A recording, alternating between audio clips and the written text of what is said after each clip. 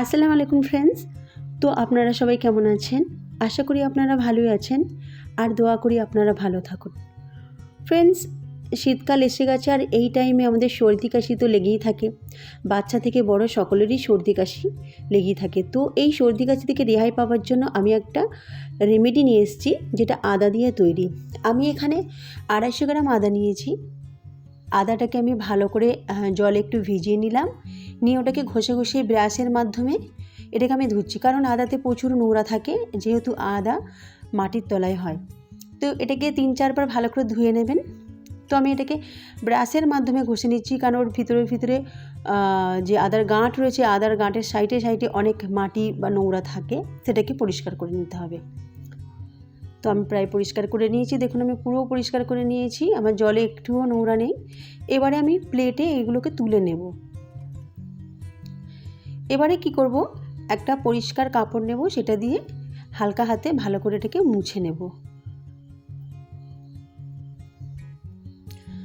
আমি মুছে নিচ্ছি ভালো করে, এইভাবে আপনারা করবেন। গ্যাসে আমি একটা স্ট্যান্ড বসিয়েছি, তাতে আদাগুলো সব দিয়ে দিলাম। মিডিয়াম ফ্লেমে এটাকে আমি পুড়িয়ে নেব। হাই ফ্লেম করবেন না, মিডিয়ামে পোড়াবেন। এদিক ওদিক করে উল্টে পাল্টে এটাকে ভালো করে পুড়িয়ে নেব। আর এটা পোড়ানোর ফলে কি হবে, সিদ্ধ হয়ে যাবে। আর আদা মানে পোড়ালে ওর গুণাগুণটা বেড়ে যায়, আদার যে গুণাগুণটা থাকে তার আরও বেড়ে যায় যখনই এটাকে আমরা পোড়াই। প্রায় আমার পুড়েই গেছে। এদিকে আমি গুড় নিয়েছি, খেজুরের গুড়, যেটাকে আমি রেডি করে নেব। আমি কুড়িয়ে নেব। 300 গ্রাম খেজুরের গুড় নিয়েছি, ওটাকে আমি কুড়িয়ে নেব। গুড় আমাদের শরীরকে গরম রাখে, আর এই শীতকালে আমাদের শরীরকে গরম রাখা দরকার আছে। গুড়ের মধ্যে প্রচুর গুণাগুণ রয়েছে, আমাদের হেলথের জন্য গুড় প্রচুরই ভালো।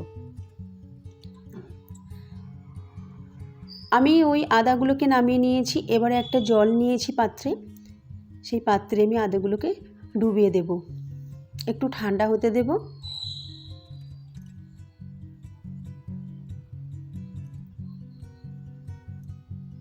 ঠান্ডা হয়ে গেছে, একটা চামচ নেব, আর চামচের মাধ্যমে আমি এটাকে খোসাগুলোকে ছাড়িয়ে নেব। যেভাবে আমি ছাড়াচ্ছি আপনারা এইভাবেই ছাড়িয়ে নেবেন, বা আপনারা আপনাদের সুবিধে মতো ছাড়িয়ে নেবেন। বাড়িতে অবশ্যই একবার এই হোম রেমেডি ট্রাই করবেন, খুবই ভালো আর খুবই হেলদি আর টেস্টিও হবে এটা। যে খোসাগুলো রয়ে গেল সেগুলো আমরা ফেলবো না, ওগুলো চায়ে ইউজ করে নেব, চা খুবই টেস্টি হয়। এবারে এই আদাগুলোকে আমি ছোট ছোট পিস করে নিচ্ছি।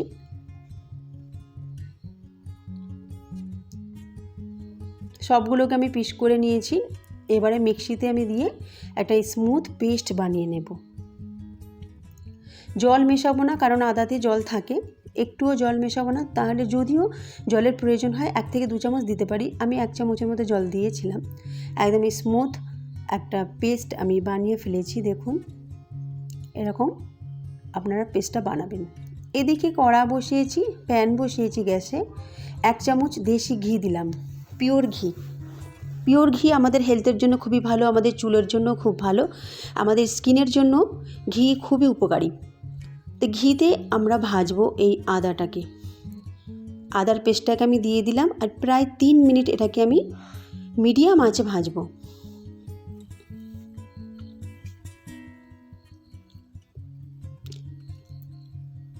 ঘিয়েতে ভাজার দরুন আদার গুণাগুণটা আরও বেড়ে যায়, আর তার সাথে আদার মধ্যে যে একটা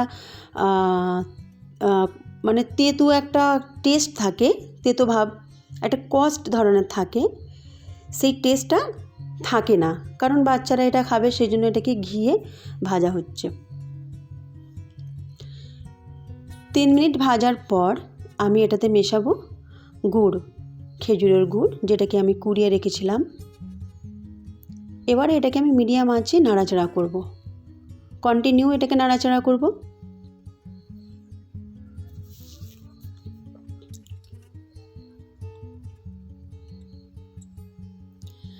প্রায় 5 থেকে 7 মিনিট এটাকে আমি নাড়াচাড়া করব। ততক্ষণ পর্যন্ত আমি এটাকে নাড়াচাড়া করব যতক্ষণ না এর কালারটা ডার্ক হবে, আর তার সাথে একটা গ্লসি ভাব আসবে।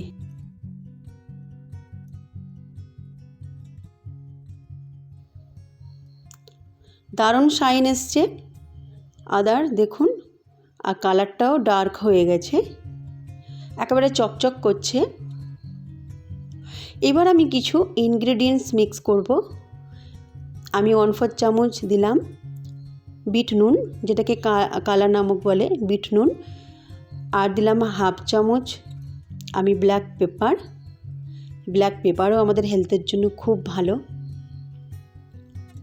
আর দেবো আমি 1/4 চামচ হলুদ। হলুদও আমাদের হেলথের পক্ষে খুবই উপকারী। তো সব কিছু হেলথের কথা ভেবেই দেওয়া হচ্ছে। ফ্রেন্ডস, আমি যে এটা বানাচ্ছি এটা আমাদের সর্দি কাশি তো দূর করবেই, সর্দি কাশি থেকে আমাদের মুক্তি দেবে, তার সাথে আমাদের ইমিউন পাওয়ারটাকে বাড়িয়ে দেবে। এবার আমি অ্যাড করছি 2 চামচ সাদা তিল।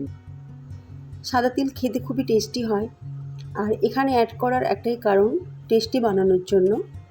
তেল আমাদের হেলথের জন্যও ভালো, তার সাথে এর টেস্টটাও আরও বাড়িয়ে দেবে। যেহেতু বাচ্চারাও এটা খাবে, তো বাচ্চারা টেস্ট না হলে কোনো কিছু খেতে চায় না, তো টেস্ট বাড়ানোর জন্য আমি তেল দিয়েছি। তো বাচ্চা বয়স্ক সকলেই এটা খেতে পারবে। একটা করে খাওয়াবেন যখনই সর্দি কাশি হবে, বা এই শীতের টাইমে একটা করে খাইয়ে দেবেন, তারপরে 2-3 দিন পর আবার একটা করে খাওয়াবেন। খুবই ভালো রেমেডি।